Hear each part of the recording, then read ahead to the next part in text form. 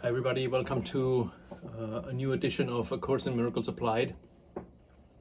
Today is the 23rd of December. I thought originally that this would be a nice and light-filled Christmas edition, but then I thought, let's do something a little bit more substantial, tying it in a little bit with the Christmas theme. And my Christmas theme is always the quote. It goes from Christmas into the New Year's. It's always make this year different by making it all the same. When I first read this quote, let me just see where it is.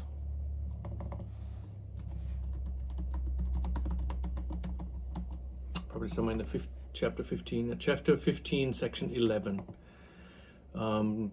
Christmas as the end of sacrifice, paragraph 8, it says, make this year different by making it all the same. And it's like, what does that mean, right? Making it all the same, do the same things that we've done last year.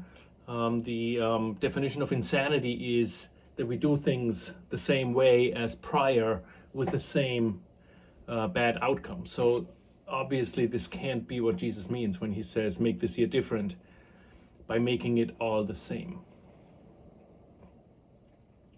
Obviously there's a deeper meaning behind it, and one, I believe, is that we meditate on, or we think about what it is to make it all the same. One way of looking at it would be make everybody the same, right? We all have the same interests. We all are seemingly separated from our source. We're all looking to go home and having trouble getting there. That would be one way of seeing the sameness. So you would look at everything and everybody and acknowledge in one way, shape, or form that we're all the same, right? That's one way of looking at it. That's kind of a surface. I think that's a surface exercise. It only can go so far, right? We can see, I'm the same as you. We have the same interests. Having the same interests is the beginning, right? That's the beginning of the teacher of God, where he thought that there is no difference between me and you. That's the beginning of the reversal of going back home, but that's not where we end up, right? If we would only try to do this and see if we can see us all as the same, we would miss the depth of the course completely. We would only scratch the surface. And talking about scratching the surface, we had a office Christmas party, and we always do a white elephant thing where we all bring gifts, and then we take numbers, and then there's this poem that we read. One comes up, takes the gift, then two has to come, take the gift from one, change it with three, and all this stuff. So long story short, I ended up, not by my own choosing, well, maybe it was, with a set of scratchers. Because I have this old scratcher here that I usually use as a pointer, right? Because my arm, I know I'm lazy, I could just go like this, right? It would be the same, but I'm choosing this rake. If you have a lot of leaves, you should not use this. It's a lot of work. It's like individual leaf raking, right?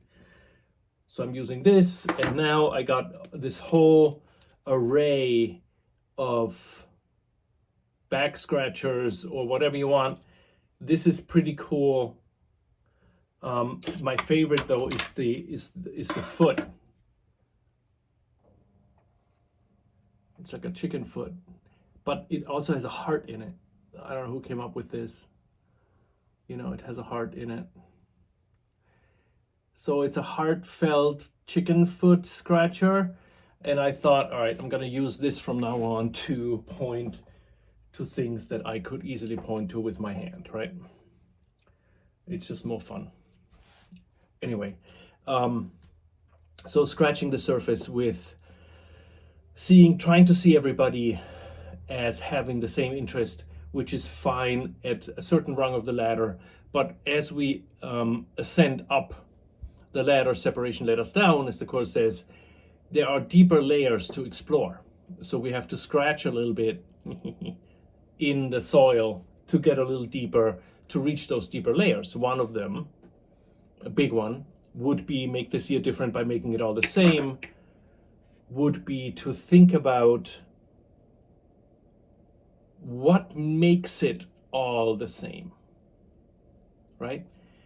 From the ego's, from the right-minded perspective, we are all longing for the memory of God to dawn on our mind, right? Part of us does that.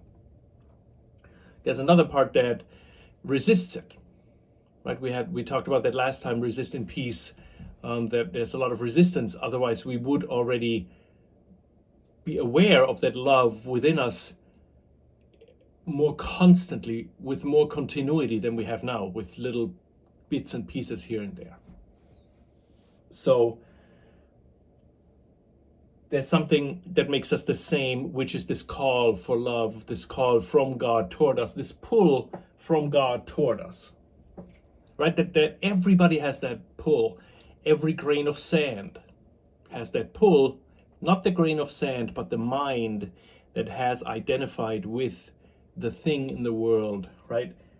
The identification is salvation part means that we're identifying with the world and the body because we believe that is our salvation, because the mind is a dangerous place, right? So the call from God is being denied. That is our big undertaking while we're in this dream. The dream itself is the denial of the call for God, of God to us.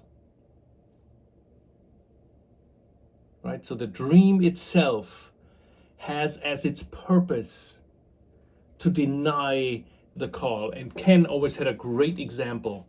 He always talked about an actual dream, when we have a dream at night and let's say the alarm rings or the phone rings or something, and instead of waking up, we're using that information and weave it into the dream in order not to awaken, right? So on a bigger scale, within the framework of the Course, the dream that we're dreaming right now in this seemingly real world, right, with this body and this personality, the dream has as its purpose not to awaken. And one way of seeing, applying the make this year different by making it all the same, would be to look at the dream, to look at everything as the same, not just, okay, I'm the same as you, right? But look at or have as a blueprint the thought that this whole world is all the same because it comes from the very same source. The thought that made the world, or the thought that is responsible for the world, would be the initial thought, and that's what we're going to talk about today. The initial thought is the tiny mad idea of separation and the subsequent belief in sin, right? I'm going to scratch with those nails on the chalkboard, and that's the sin, right? So the tiny mad idea of separation is the thought, and then taking that thought seriously with serious effects and serious outcomes, that is the thought of sin. So what we can globalize and generalize with the statement, make this year different by making it all the same, Making it all the same means this world was made from the thought of sin, from the thought that we had done something terrible to the oneness of heaven. This is my Christmas decoration right here. Right? We have done something terrible to the oneness of heaven. It's still there, it's just covered, right? So heaven, oneness, love, eternity, God, Christ, life. It's all the same term. But we have destroyed this oneness. The ego tells us we have destroyed this oneness because we're an individual, right? The thought of separation can only be sustained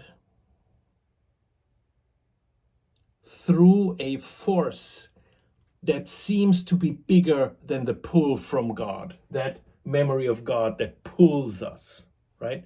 We talked about the river last time when the river flows toward its destination, which is love, and we're hanging by a branch holding on and resisting the flow of the river, right?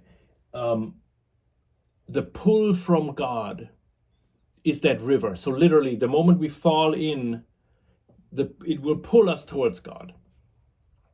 So for the ego is the thought of separation, right? If you can think of it that way, ego is the thought of separation. For it to survive or to stay alive, it must convince the Son of God that we as the Son of God want to stay with it. Right? It's like a salesman. The ego wants or needs our power, because without our power, it is nothing, right? So how can the ego make sure that we will stay with it? It comes up with a story, and the story starts with sin. The story does not start with separation. Separation is not a non-issue, because it's impossible, right? The answer of the Holy Spirit is nothing real can be threatened, nothing unreal exists. The love is eternal, oneness cannot be divided.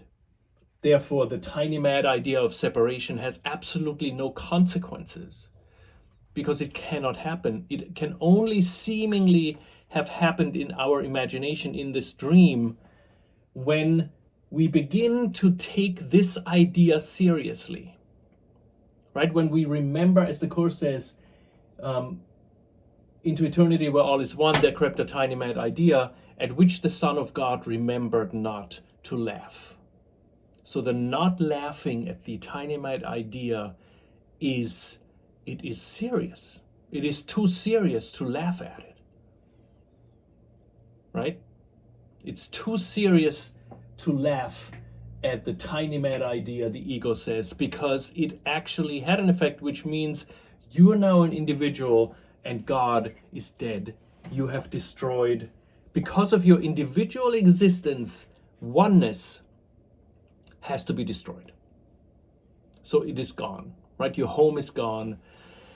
You have basically killed everybody that you loved, seemingly loved, right? You have killed everybody. Your home is gone. God is dead. Your father died at your hands. And that is a sin. So the ego's goal being that we will never not give it that power, which means we will never choose against it. That's the ego's very basic goal. There's actually no other goal the ego has as its doctrine for us to never decide against it, because the moment we decide against the ego must disappear, because it only can live through our power, right?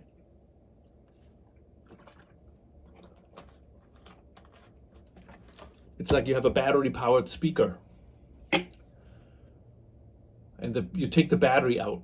It won't, right? Or you unplug the cable. It will not, there's no power to it. It loses completely its functioning. You can throw it away. So the ego, in order to survive, tells the Son of God of his sin, right? The sin is, as the Course says, the most, I have it right here.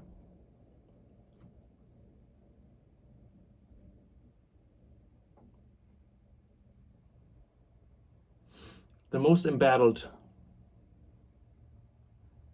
There's no stone in all the ego's embattled citadel that is more heavily defended than the idea that sin is real. In order for the ego to survive, sin must be real, period. And we have to realize, and that's the hard part, because we are so identified with the ego right now, right? Let's say we're 99.99% identified with the ego. Our most heavily defended idea is that sin is real. And we must acknowledge that.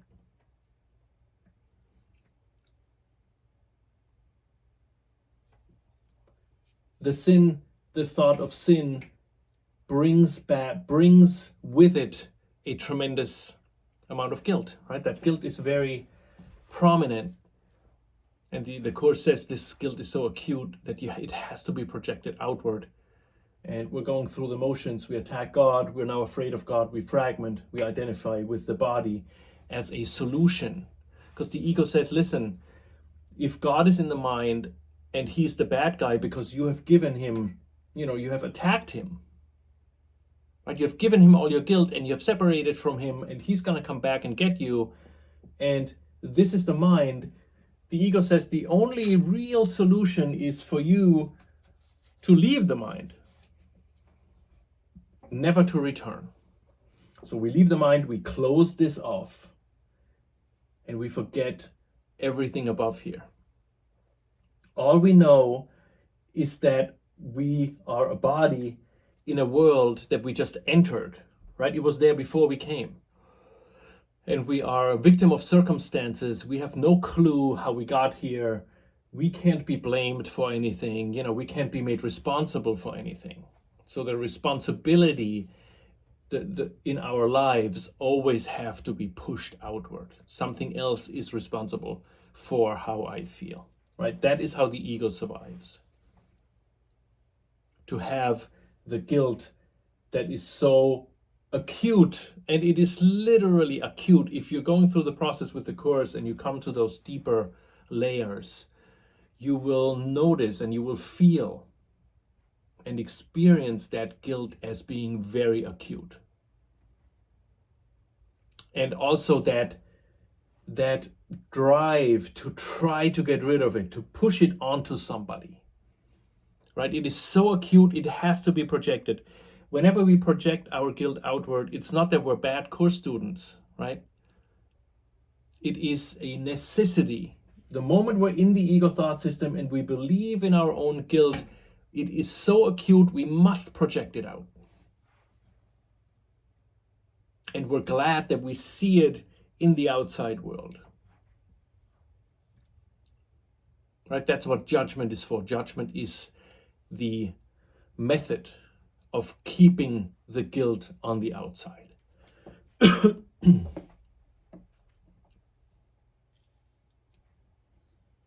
So we're now here, identified completely with this world, with this body, but with the guilt always being on the outside. So our job really is 24/7. We cannot be caught with the guilt. The moment we feel the guilt, we think God will come back and take the life that we stole from him, we believe. That's why we will never, or we will always strive to see the guilt outside. Right? For the ego, that's ideal, because as long as we're on the outside, searching on the outside, pushing our guilt outward, we will never get back to the mind, right? Makes total sense. And we have covered all this many times in this channel. Now, there are, if you put in the search, the Foundation for Inner Peace search engine, separation and guilt, you get 11 results. And it is really interesting because Jesus has some kind of a progression. So what he says are two things that seem to contradict themselves. He says, for example, in chapter 5, section 5, the ego's use of guilt, it says the continuing decision to remain separated is the only possible reason for continuing guilt feelings. The continuing decision to remain separated is the only possible reason for continuing guilt feelings.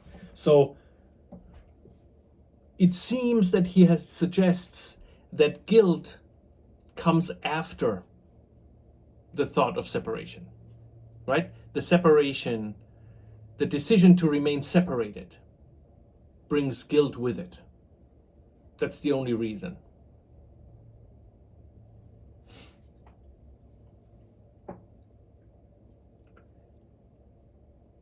So here's the thing though.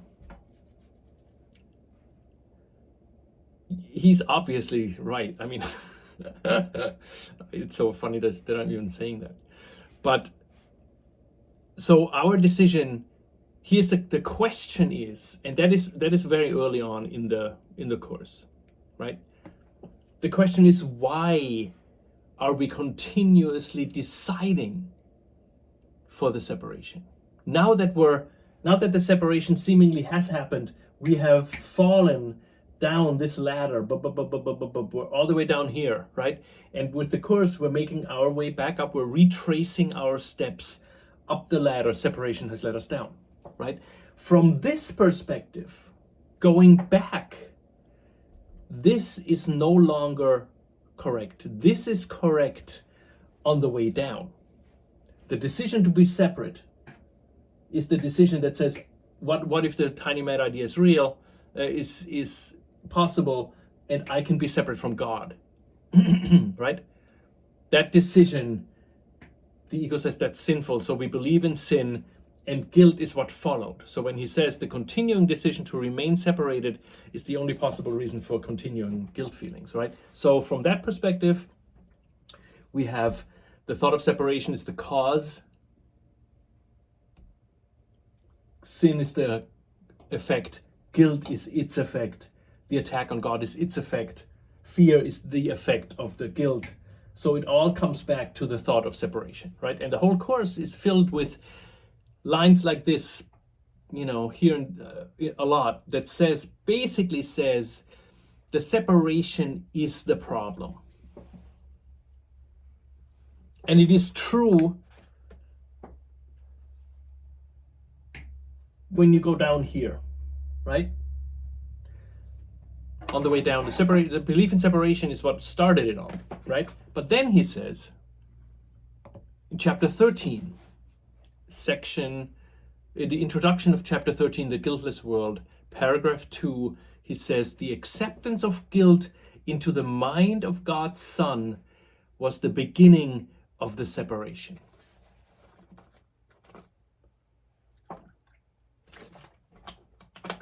The acceptance of guilt into the mind of God's Son was the beginning of the separation. It's the same, right? We shouldn't split hairs. It's the same. But my point is that I'm trying to make is two things. One is the separation itself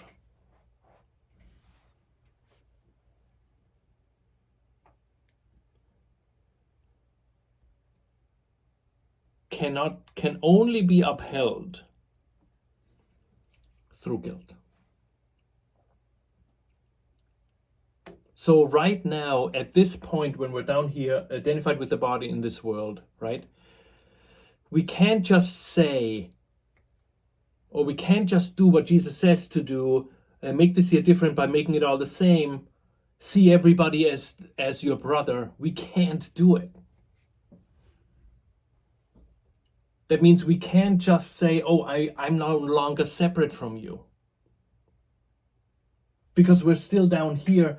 I'm no longer separate from you is up here, way up here. We have to go through this to truly, I mean, listen, we can do it a little bit here and there. We go in the grocery store and we say, I see you all as the same. And it's a good exercise, right? But that doesn't get us home. That's a beginning. That's like we're putting the first foot on the first rung of the ladder, right? What brings us home is the realization how much we don't want to be, for the separation to be healed, because we're so afraid to get back home. Right? So from where we are right now, from where our awareness is right now, which is in the world, to get to a point where we can decide against the separation, we need to get to this. Right? We need to get to our belief in sin, because that is what upholds the separation. So we don't have to worry about separation. We can see, the only way we can worry about it is when we can see we're in the grocery store and we become aware of how much we want to be separate from everybody, how much we judge, right? That is good information, but the next question is why? Why do we want to be separate from this other person? And the answer is because we feel so guilty. We believe in guilt, right? So so this is a Christmas candle. I just found it in a little box downstairs. So let's say this is you, right? You're the light of the world, right? As we all are.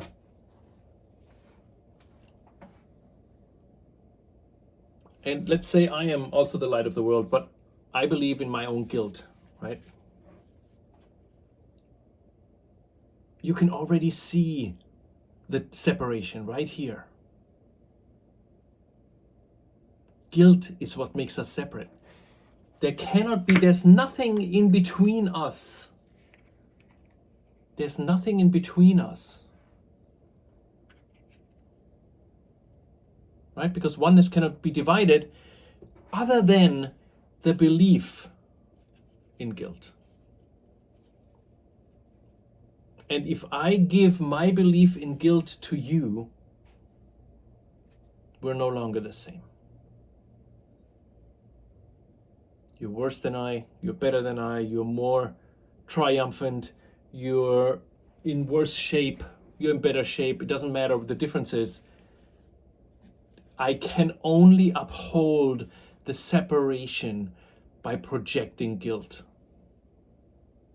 And it's with the whole world. The only reason we feel separated from everything is the guilt that we literally put between us.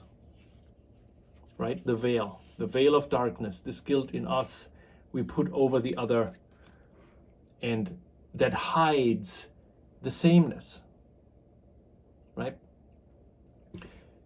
That's why there's such a tremendous focus on forgiveness, because forgiveness in time lifts the veil that we have drawn between us and our brother, and once the veil is gone, we're the same.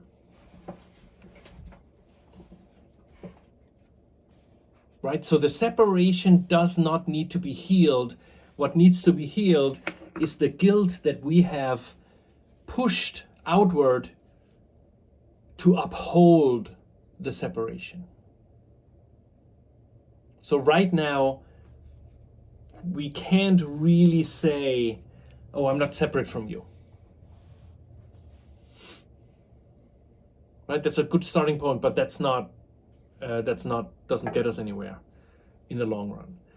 We have to realize I want to be separate from you because I feel so guilty that the only way for me to survive is giving you my guilt, which makes you separate from me, but which makes me stay alive. Because this is like a tag.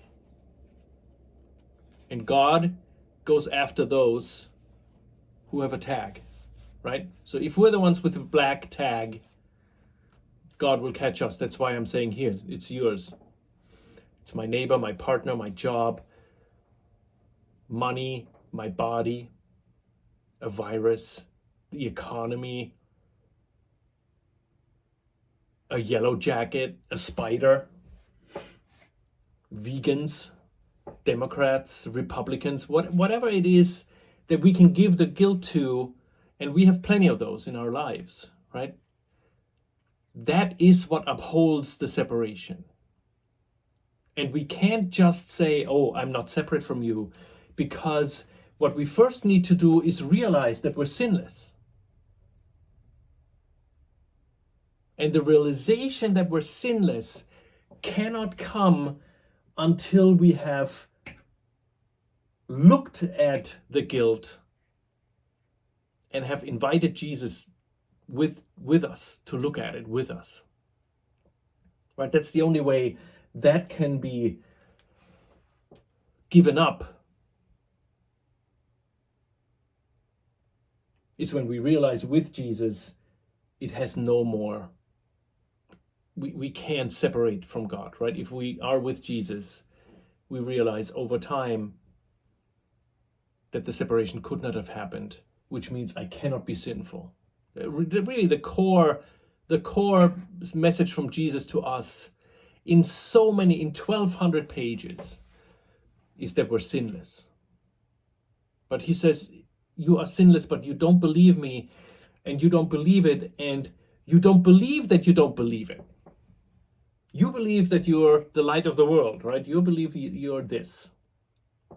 And it is true you are, but that's not the only truth about you right now. Right now, yes, you are the light of the world, but you also believe in your own guilt. And that is what he needs, especially this Christmas. So if we learn one thing from this Christmas with all the gifts, the crazy shopping, oh my God. If we can make this Christmas a way to give him, to look at this guilt with him and say, let this be my gift to you. I feel so guilty that I have to give it to my partner or to my neighbor or to my children, to my mother-in-law, father-in-law, cousin, whoever comes for Christmas. They are perfect light of the worlds that we have covered over with our guilt. And that is what he needs as the only gift. And in return, he gives us the realization that we're sinless, that we are totally forgiven. And that is the only gift, the only true gift that does anything for us, and it is the only gift that does anything for anybody. The sense that they are forgiven. But we can't give that sense that they are forgiven while we still believe we have sinned, because the guilt is so acute that we have to project it. And then what we do is we project onto a certain amount of people and circumstances, but we think we don't project onto a bunch of people over Christmas, and we think they're okay, especially if they give us gifts, right? Making it all the same would mean that we either hate everybody or we love everybody. And Christmas is the festival of love, so let's look at how much we hate everybody. I know, it sounds terrible. But the hatred is what Jesus needs. You know, he says, if we tell him, listen, I judge this person, I judge that person the moment I think about it, him or her. That's what we need to bring to him. Because then we can realize, as the Course says, this darkness that we have given the other person is in you, right? It is our darkness that we have given the other person. And that is what we need to look at with him. And say, really? Is this darkness really in me? And he says it can't be. Right? Because you're the Son of God. Oneness cannot be divided. You're at home in God, dreaming of exile. But without bringing that to him and realizing, and this is very, very hard. The hardest part of the course is to take the guilt and bring it back and say, Holy, you know what? It's me. Right? And then we're stuck with that for a while. But that's when we can look with Jesus. And the looking with Jesus means we're in it. We feel the upset and we feel the resistance to forgiving. He says, no, I want to be right. I want this person to be condemned. And then we bring that to him, that wish for the other to be condemned. Because the only reason we're doing it is because we think we're condemned. And that condemnation is impossible to comprehend and to take. That's why we need to give that to the other.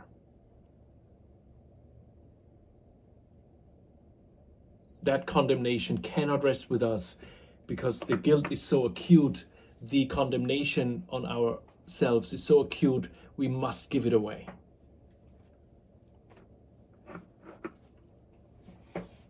And that is really the process with the course, would be for us to get closer and closer to this guilt that we have placed to the outside. We pass through it. And once we're past the idea of sin, there's no longer a decision. Right? We have let go of the branch in the river. We're just flowing down toward God. The attraction of God is so strong, it can only be upheld, or it can only be counteracted by this seemingly stronger pull that guilt has. Well, guilt is the counterpoint to the attraction of God. So we need to do nothing about the attraction of God. We need to do nothing about a decision. There's no decision. The decision is to look at the guilt with Jesus. Nothing else is needed. Once I look at the decision for guilt with Jesus, over time, my belief in it lessens. Eventually, I will be up here. And when I'm past the sin, the thought of separation is no longer attractive because it is only upheld by this belief in guilt. Once the guilt is gone, we will automatically go here in the real world for a second, and then we're back up here and we disappear, right? So our focus on this channel, the focus in the course, can only be with this. That is the issue. There is no other issue than our own belief in sin and guilt. That's why the course spends so much time in explaining the dynamics of the ego, because that's where this guilt is hidden, right? The guilt is hidden in the special love and special hate relationships. That's why Jesus spent so much time explaining it, because it's uncovering that guilt and then looking at it with him. And once we're past that, the separation is no longer, it cannot be upheld, right? So we have those two candles, right? Once the guilt that was between us is no longer between us, there's no separation anymore. Because the only means to stay separate is guilt. Once guilt is gone, there's no longer separation. We're like, oh, okay, now I can laugh at it and I go back to God. My awareness turns right back. But my awareness is gripped and focused on this guilt. And then I push it in the world, which is further away from me, and my focus is on it. Right? Like Lord of the Rings with the eye, right? Sauron's eye is fixed on Rivendell, right? Where it was fixed on many things, right? But it is fixed. That is our narrow vision. Is we're guilty and we have to focus on the outside to make sure the guilt stays there. That is our job, right? Our job description with regard to the Course is that we're trying to see the guilt outside. And Jesus says, okay, we can use that because you can now see the guilt, but I'm telling you, I'm giving you more information. It's no longer that the other person is actually guilty. It is now that it is your guilt that comes from this erroneous belief in your own sinfulness, right? Which is impossible.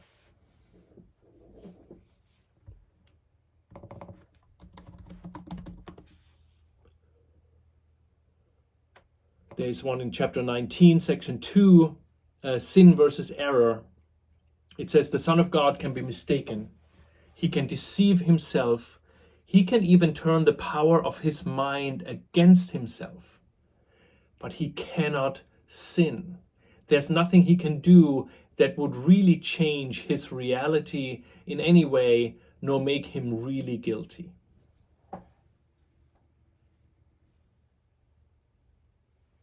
That is what sin would do, right? To make guilt real. For such is its purpose. Yet for all the wild insanity inherent in the whole idea of sin, it is impossible, for the wages of sin is death, and how can the immortal die? Right? He cannot sin. But we can't. It is absolutely normal for us to think, oh, I'm starting this course, I'm learning the course, I'm sinless, which is a huge freeing thought. Right? I remember when I started the course, I'm like, there is no guilt, or the guilt is made up, and it was a revelation, and I was so happy and just kind of relieved, but it didn't last, of course, right? Because that is the same, that was like the surface, on the surface, like the idea that there's no sin is very different than actually knowing that there's no sin. Because if we find the idea of there is no guilt, or guilt is made up, there is no sin, if we find that to be a relief, we must have believed in this guilt and sin prior to that.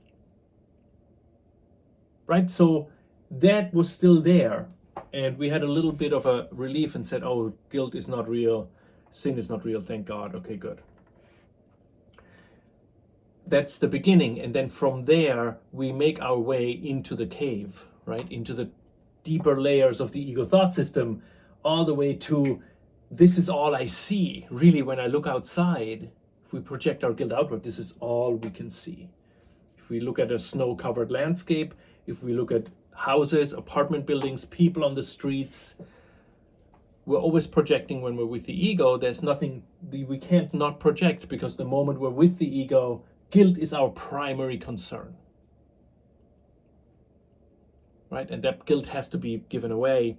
So even if we look at a flower, a pretty flower, we're still looking through this lens. Right? There's no other lens to look through when we're here. So after those first little fireworks of insights, like, oh my goodness, guilt is not real, wow. Then the actual work starts, where we then slowly but surely make connections in our thought system of the ego. Why am I so identified with this body? Right? The more we work with the Course, the more we realize how complete this identification with the body is. Right? With this world is. We're identified with this world in a complete way. And the reason is we're so afraid of what we made of God when we gave him our guilt, which came from our belief in sin.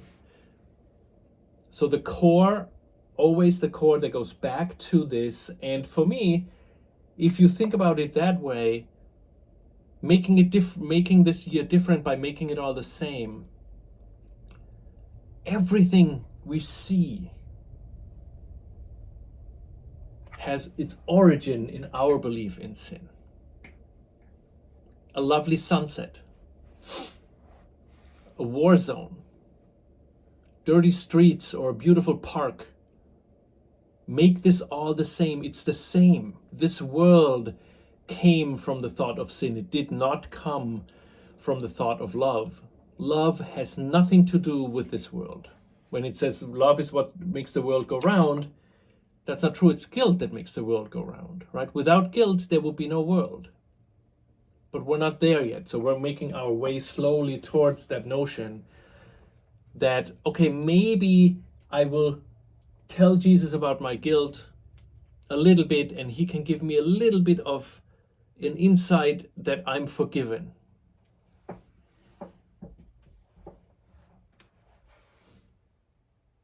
And that slowly builds one brick after the other in that bridge to him.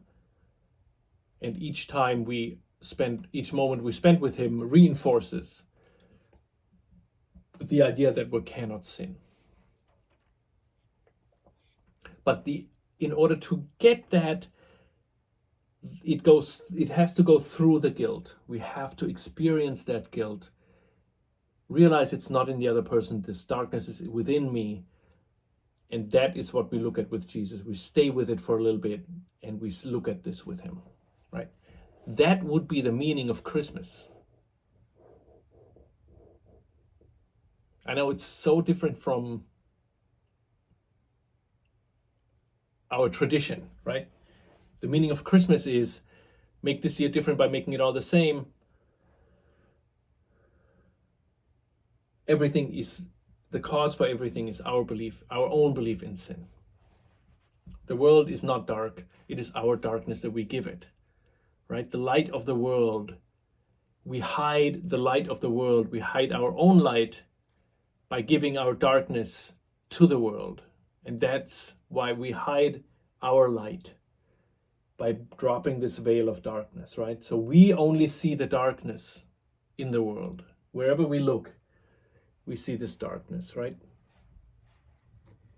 That hides the light. The purpose of the projected guilt is to hide the love that is there.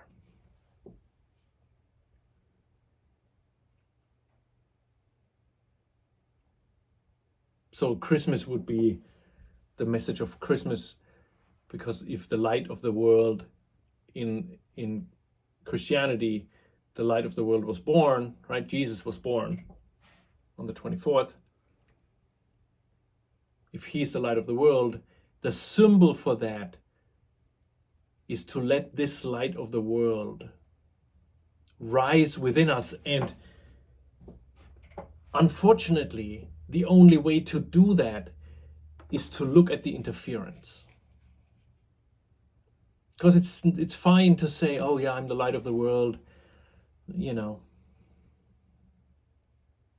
We wouldn't see the world that we see right now if we would believe it. We would be, Jesus says, it would make you weep. We would weep if we would see the world not through the eyes of sin. We would utterly weep. We would weep at a war zone, not because of the war, but because of the love that we would see. We would weep at dead flowers. We would weep at a tornado. We would weep at whatever we see, because we cannot see anything other than what's inside us. So if we are in our right mind and the sin is gone, we will see the light everywhere. There is no more darkness, because the only darkness in the world is the darkness we have given it. There's no separation in the world. There's no two different parties, playing games. There's no war between two different countries. There is one on the outside, but the separation that we see between people is there because we put the veil of guilt onto the world. That's what makes it separate. Without guilt, without the projection of guilt, there is no separation in the world. There's nothing that isn't unified.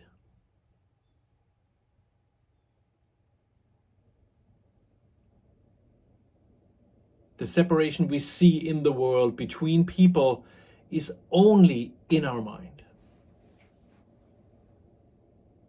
And we can only see it if we have given guilt to the outside. Once the guilt is gone, all we see is the light of the world, which is our light.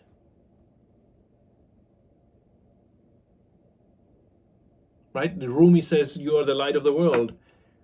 Yes, but we're also the darkness. We are the darkness in the world. It's our darkness we see. Now that we had the winter solstice in our hemisphere, the darkest, the longest night,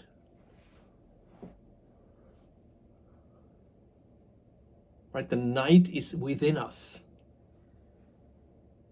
If we are here, if we believe the ego, we cannot but believe this, all this. We buy all of it or none, right? If we're here, none of this is there. We're not identified with the body. We're not afraid. We don't fragment. We don't experience guilt. There's no sin, and therefore there is no separation.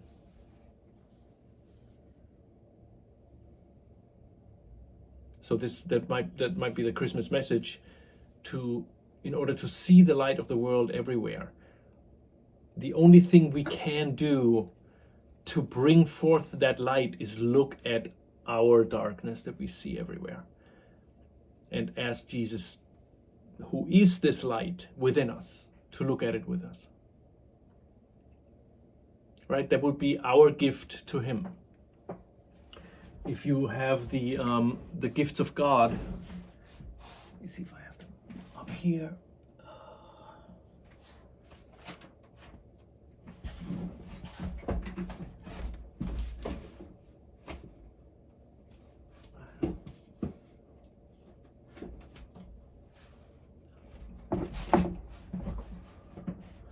Yeah, I don't think I have it here. But the Gift of God, the prose poem that Helen wrote, that Jesus dictated to her, and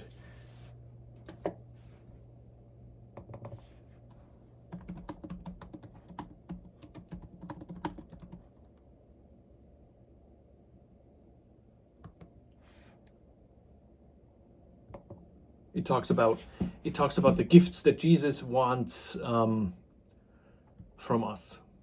Right? The gift that we give to Jesus is the darkness, and in turn he gives us the light. Right? That's basically his offer to us. He say, listen, this Christmas, give me your darkness and I will give you the light.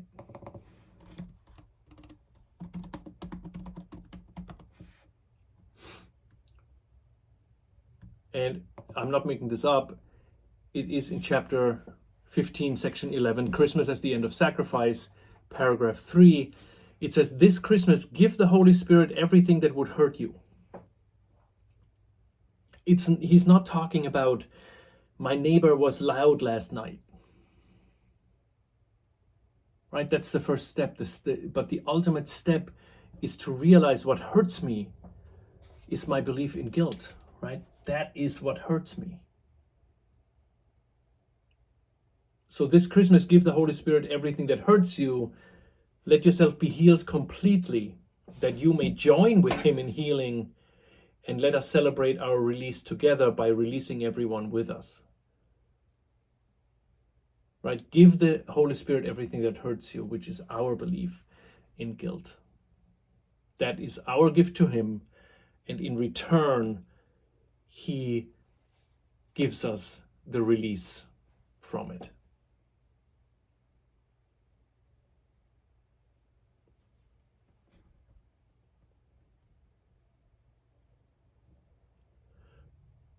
It says, leave nothing behind, for release is total.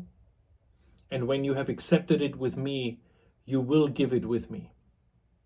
All pain and sacrifice and littleness will disappear in our relationship. which is as innocent as our relationship with our Father and as powerful. Pain will be brought to us and disappear in our presence. And without pain, there can be no sacrifice. And without sacrifice, their love must be.